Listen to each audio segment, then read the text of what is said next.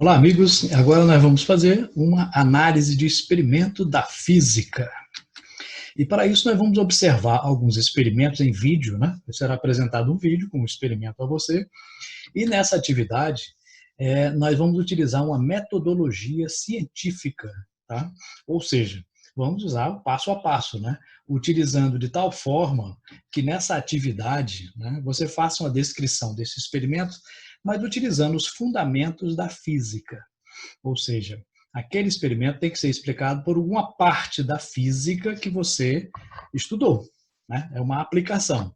Então, observe bem o experimento, veja os detalhes que ele tem e utilize para isso a sua física para explicar. Só que depois do vídeo vem uma explicação como fazer isto formalmente, né? Como introduzir um procedimento científico e como registrá-lo para entregar ao seu professor, ok?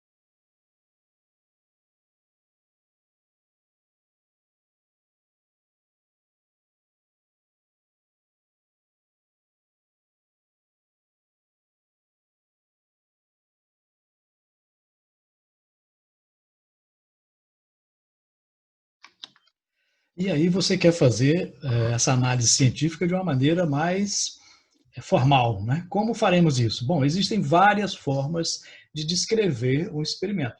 Aqui é uma delas, mas qualquer uma outra tem que conter, pelo menos, essas informações. No início, né, na primeira parte, vamos identificar, localizar a área, o título e o objetivo. Então, na primeira parte, você tem que identificar-se, né? Então, é o nome do estudante que é responsável por essa descrição, essa análise, né, do experimento científico. Depois você vai colocar aqui a parte da física que está relacionada, né? É mecânica, é eletricidade, é ótica, especificando, né? Então, por exemplo, qual é a parte da ótica? É ótica física, ótica geométrica, ondas mecânicas, ondas eletromagnéticas. Então, é importante ao observar o experimento que você identifique qual é a área específica da física que está sendo analisada. É o movimento retilíneo, o movimento curvilíneo. Né? Depois você vai colocar um título. Nesse título, nunca você começa com um verbo. Né? Sempre coloca avaliação, análise, investigação.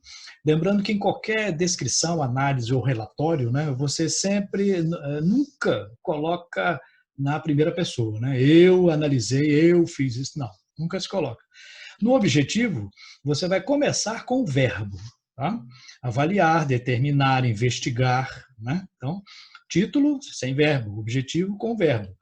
Então, nunca usar a mesma raiz da palavra nos dois. Então, determinação, determinar. Avaliação, avaliar. Não, isso fica um som ruim para descrever, né?